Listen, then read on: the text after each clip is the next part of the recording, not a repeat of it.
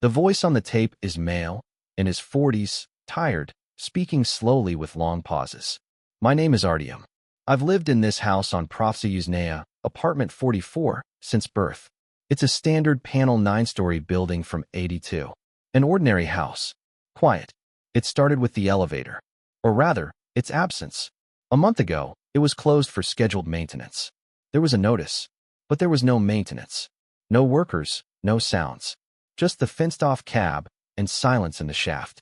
A deaf, cottony silence. As if it wasn't 6 floors down there, but, well, just depth. Then the floors started disappearing. No, they didn't physically vanish.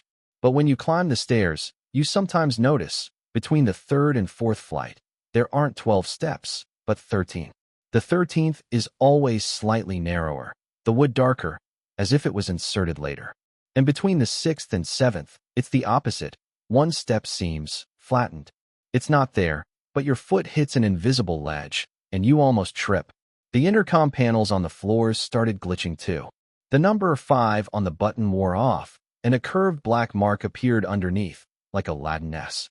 On the 7th floor, instead of the 7 sign, there's now just a black, sooty rectangle, as if the number burned off. But the strangest thing is the mailboxes. They're in the entrance, steel, mushroom-shaped. There are 54 of them, for the number of apartments. I know that for sure. I counted them as a kid. Last night I counted again. There were 55. The 55th hung at the very end of the row, next to mine, number 44. It was the same type, but old, covered in a thick layer of brown paint and rust. It had no number. The keyhole was filled with something black and sticky, like tar. I touched it. It was warm. Not from the heating system, but warm like something alive. And it smelled of wet plaster and old newspapers. I called our housing office. The dispatcher, a woman, answered tiredly. At the address Profseyuzhnaya, 24, Building 2, the elevator is under repair. No requests for additional mailboxes have been received. Everything is in order. She gave the wrong building number. Ours is 24-1. And she said Building 2. I corrected her. She paused and repeated in the same colorless voice. At the address Profseyuzhnaya, 24, Building 2, no requests have been received. Everything is in order. And she hung up. In the evening, I heard sounds from the entrance. Not the usual ones, not footsteps, not doors slamming. It was the sound of furniture being moved.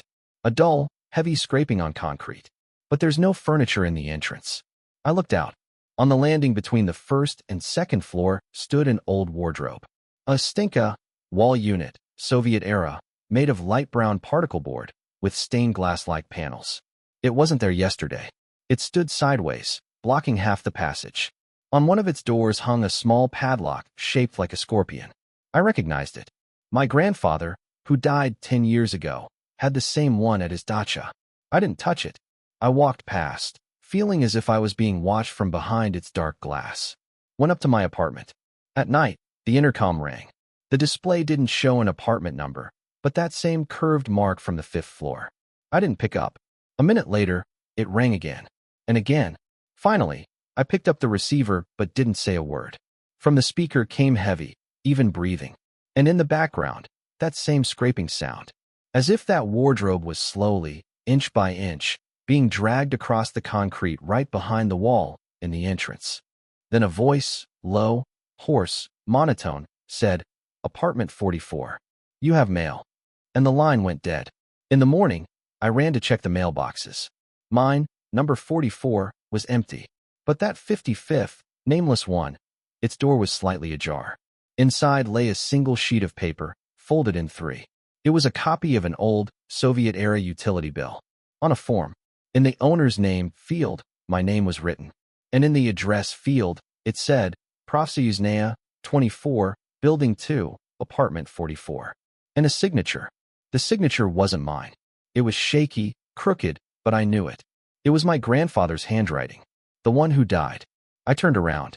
The wardrobe with the stained glass panels was now standing on my landing, right opposite the door to apartment 43. It stood straight. And on the floor in front of it, on the concrete, was a mark from its leg, as if it had just been moved. And the mark led straight to the wall, to the very wall behind which my apartment, 44, should be. But I'm standing in the entrance. My door is right here. I looked at the wardrobe. In the dark reflection of the stained glass, I didn't see myself or the entrance. I saw an interior. Old green wallpaper, my grandmother's sideboard, a Reuben TV. It was our old apartment, the one I grew up in before the renovation. An apartment that no longer exists. And then I understood the rule. The only thing I understood. The house is being completed. It adds extra steps, mailboxes, floors, furniture. It corrects defects, the mismatch between what is and what, in its opinion, should be. Building 1 must become Building 2. The apartment I live in now must become that old apartment. And I guess I must become the one who signs the bills. Grandfather. It's night now. The wardrobe is on the landing. The intercom is silent. But I can hear, in the kitchen vent, that same scraping sound. Slow, persistent, as if something large and heavy is being dragged across concrete somewhere inside the walls. It's looking for the right place, so that everything is in order. I don't know what will happen when it finds it. The recording cuts off. Archivist's note. The building at Prof. Soyuznaya, 24-1 was demolished in 2005. A shopping center was built in its place. The demolition documents state, Building 2, non-existent. Never existed at this address. Tape 3, be deemed a technical prank. Case The Quiet House, closed. And then I understood the rule. The only thing I understood. The house is being completed. It adds extra steps, mailboxes, floors, furniture. It corrects defects, the mismatch between what is and what, in its opinion, should be. Building 1 must become Building 2. The apartment I live in now must become that old apartment. And I guess I must become the one who signs the bills. Grandfather. It's night now. The wardrobe is on the landing. The intercom is silent. But I can hear, in the kitchen vent, that same scraping sound. Slow, persistent, as if something large and heavy is being dragged across concrete somewhere inside the walls.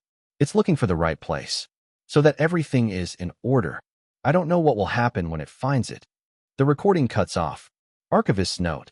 The building at Prof. Soyuznaya, 24-1 was demolished in 2005. A shopping center was built in its place. The demolition documents state, Building 2, non-existent. Never existed at this address. Tape 3, be deemed a technical prank. Case The Quiet House, closed.